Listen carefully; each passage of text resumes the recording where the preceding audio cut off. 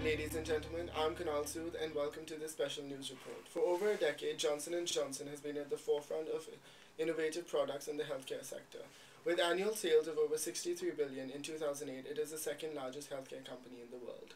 Johnson & Johnson recently introduced a new strategic plan to enter the generics market in China in response to economic and industry pressures. This recent development has taken the pharmaceutical industry by storm.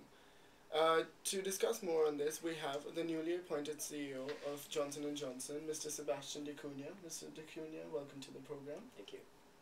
We are also joined by IMS health analyst Albert Chang, our economist Dr. Adrian Ho, and a field journalist Ms. Catherine Su.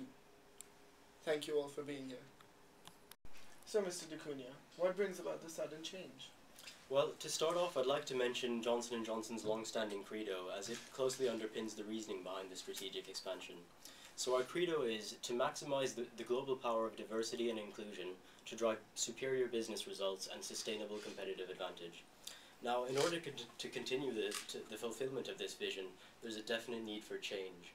And although Johnson & Johnson's pharmaceutical sector segment at the moment is strong, we've been experiencing sudden drops in sales due to generic competitors entering the market with cheaper generic versions of our branded drugs. And in order to demonstrate this example, I wanted to bring up a case, and this is the Risperdal oral case. So when Risperdal oral, the patent expired for that in June of 2008, the drug experienced a drop in sales of 37.8%. And so clearly the loss of market exclusivity is a major challenge for the company, and unfortunately more and more blockbuster drugs in Johnson & Johnson's portfolio are going to be experiencing more patent expirations in the years to come. Adding to these challenges are actually the recent talks about healthcare reform in the United States. Regulations in insurance pricing are increasingly headed towards very tight and stringent controls on pricing policy, basically. And as such, insurers are going to be opting more and more towards generic versions of our drugs, exacerbating even further the decline in our branded drug sales. I see. So what are your objectives for entering this new Chinese generic market? Well, we wish to supply the Chinese generic market with 10 authorized generics of our branded products, and in 3 specific therapeutic classes. I'll come back to this in a moment. So the goal is to release our generic version of Levaquin by 2011, that's when it expires, and to follow up with 9 other generic versions after their respective patent expires. So yeah, the reasoning behind our choice of therapeutic classes relates to the prevalence of these diseases in China, and also to Johnson & Johnson's existing product portfolio. By the way, the 3 therapeutic classes we're focusing on are central nervous system drugs, oncology, and anti-infectives. Also for this expansion, we're going to be focusing on rural areas of China through extensive promotional and distribution networks. So would you say the Chinese generic market is an attractive one? Why not the United States? That's a good question. It may be more suitable to Mr. Chang, actually. He's been collaborating with us quite extensively for this strategy, and his knowledge of the pharmaceutical sector is very extensive. Mr. Chang? Well, to answer that, China's pharmaceutical market has seen incredible growth over the past few years. Between the years 2004 and 2008, it has grown at an annual rate of 21.2%, and it is expected to be the 5th largest in the world by 2012 and the largest by 2020. So this is a very important point to consider. Furthermore, research has shown that 62% of China's pharmaceutical market has come from the sale of generic drugs, which we plan to target.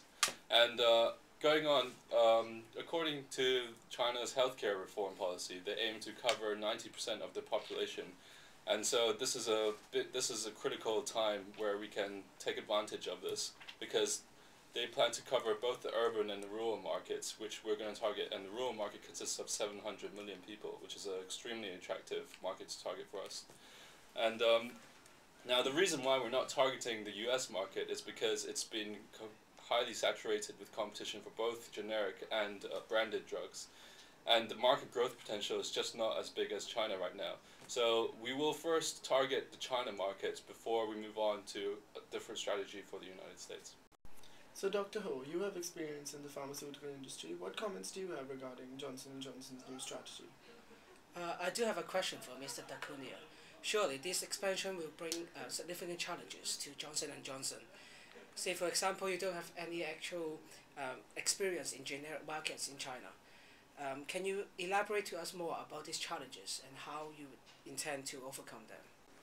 Well, perhaps the biggest obstacle we face is the fragmented and competitive nature of the Chinese generics market. To give you an idea of this, the top three local generics manufacturers account for only 6% of the entire market share. And furthermore, these local generics already have strong existing ties with the Chinese authorities. This obviously gives them an edge in the marketplace. Also worth mentioning is the fact that traditional Chinese medicine is often considered a good substitute for generic drugs. So to overcome these challenges, Johnson & Johnson will be implementing a very tailored strategy, tailored for local demands. The good news is that Johnson & Johnson already has an existing facility in China called Janssen Limited.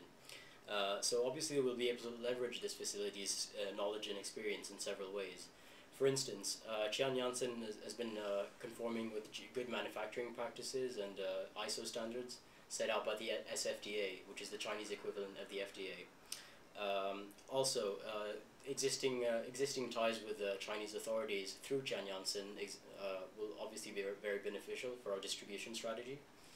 And finally, out of the 10 generics we aim to release on the market, 4 of them are already being produced in their branded form through Janssen. So this will obviously give us a good head start in that respect. Now, another critical success factor to counter some of these challenges is a tailored promotional and distributional strategy. So in terms of distribution, the most preferred distribution channel for generic drugs is through wholesalers who distribute directly to hospitals and local drug retailers. So the idea behind our strategy is to form strategic alliances with between 5 to 10 of these wholesalers. And these will cover specific regions and provinces in China and will provide accessibility to 90% of rural and urban China. In conjunction with this distribution technique, we will be implementing a very heavy promotional campaign. This will be aimed both at Chinese physicians and patients to raise awareness of diseases and what kind of generic drug options they may have to treat these diseases. This will be done by organizing symposia, advertising in medical journals, supplying promotional materials and free samples. I'd like to add that Johnson & Johnson's scientists themselves will be used as a premier source of education. They will supply their knowledge of Johnson & Johnson's product portfolio to sales representatives, who they in turn will interface with Chinese pharmacists and physicians. Ms. Xu, I believe you wanted to bring up a point regarding Johnson & Johnson's reputation with the safety of some of their products. Yes, Mr. Dacunia. Recently, some of the Johnson & Johnson baby products were said to contain a certain level of harmful formaldehyde, and some of the outlets have already put the baby products out of their shelves. How would you respond to these allegations with regard to the safety of the products? I'd just like to clarify that the formaldehyde found in these products were well below the maximum allowed concentration of 2,000 parts per million. And we've had several quality assurance bodies who assure that our products are safe have confirmed this. And this actually brings me to a very important point. Johnson & Johnson doesn't only have a financial commitment to its shareholders, we also have a very strong social responsibility commitment. Caring for our customers by improving the quality of their lives is absolutely central to our credo, and I would not be here today. And furthermore, Thank you, Mr. Dacunia. Unfortunately, we're running out of time, so do you have any last comments before we end this discussion? Yes. I do firmly believe that with this strategy, not only will we be able to successfully launch in China, but we will also be able to maintain its long-term growth and sustainability. I am absolutely confident that we will be able to overcome all challenges, all criticisms, and eventually become a global market player in the generics industry. Thank you for your time, Mr. Dacunia, and a big thank you to all our participants today. To our viewers out there, I hope you enjoyed this discussion and join us next week for an exciting debate on the outsourcing of radiological services in India. I'm Kunal Sood, and thank you. Good night.